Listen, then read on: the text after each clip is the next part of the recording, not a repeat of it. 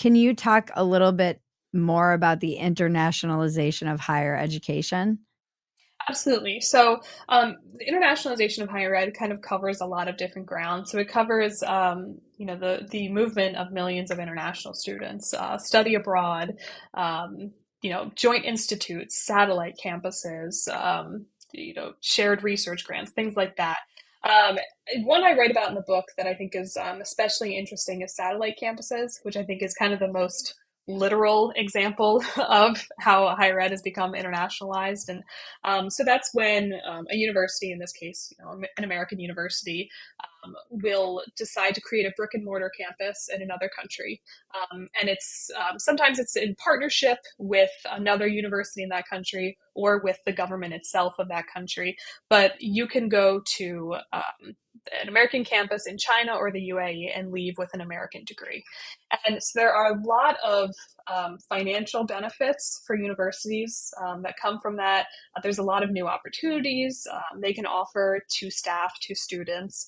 And so I think, for universities looking at it, it's kind of why wouldn't we create a satellite campus? Right. But the problem is, a lot of the places where that appeal has been countries with significantly unfree speech rules. The major ones are China, Qatar, and the UAE. And if you look at the legal restrictions on the ground in these countries, some of them have pretty shocking rules around speech and censorship and protest.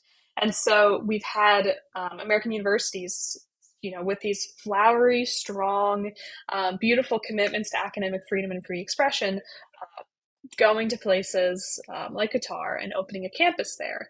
And so it becomes a really complicated question of what are the rules? Who's in charge? Is it the local law or is it university policy? And in my experience, it seems like local law is winning out. And Yeah. it doesn't really seem to be much of a mystery why, Right. because it's the law in those countries. And I think universities haven't been completely transparent about the ways that they cannot fully account for or challenge what those laws are should there be controversies or censorship issues that arise. Yeah, that seems very shady. I feel like I read something and where I saw, I don't think I read it. Was there something that Free Press was reporting on Qatar and universities, like the money that they were giving to universities? Is that something I saw and again didn't read? Um, I just believe there was reporting on that. I think that I'm not sure of the details of that reporting, but I can talk a little bit about satellite Qatar. campuses on the ground in Qatar and what's happened Do there. they send a lot of people to American universities?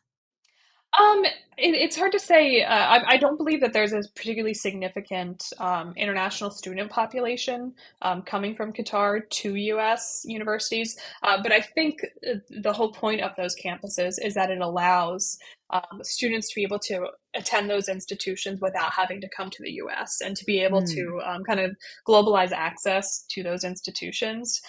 So, there's much more regional opportunities for people there who want to attend like a Northwestern university Got it. without the difficulties of having to come to the U.S. Mhm. But Northwestern has had its own controversies there in Qatar. There was an incident a few years ago that I think is sort of telling about how these disputes work. So there, they had invited a Lebanese rock band for an event on campus about media, and the lead singer of that band is openly gay.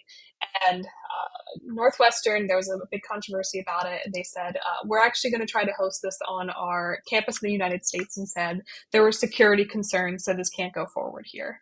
But the Qatar Foundation, which is state linked, and it's a body that universities partner with when they want to open up a campus in Qatar, they issued their own statement. They said that's not what happened.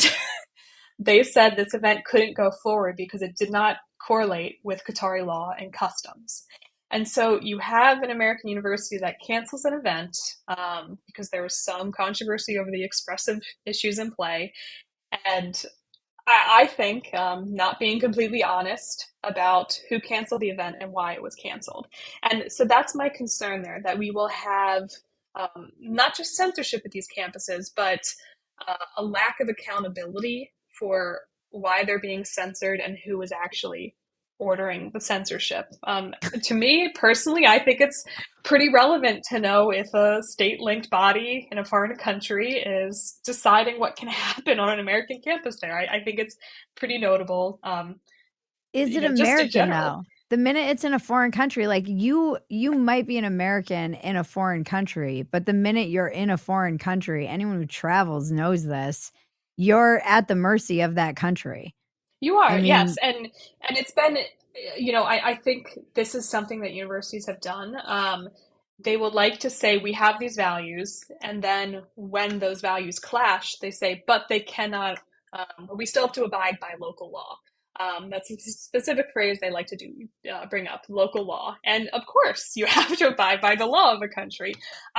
But if there is some major disconnect between what you promise your students and what the law is, you need to be a little bit more upfront about them. right. There's a similar incident at Georgetown's campus in Qatar, and there was supposed to be a debate about female depictions of God. Caused a controversy on social media because it was blasphemous, and lo and behold, Qatar has a blasphemy law. So that event ultimately was canceled, and Georgetown said, "We have free speech. We believe in free expression, but it must abide by Qatari law." And so, do you have free expression? I'm not so sure. Right.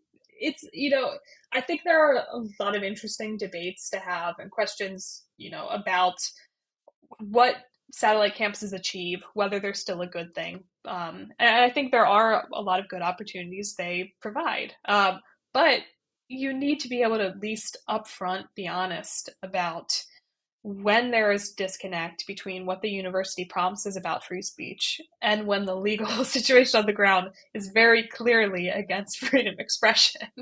They're like, "Oh, sorry we couldn't host the band there because they would throw the lead singer off the roof of a building, but we're gonna have it in Chicago instead."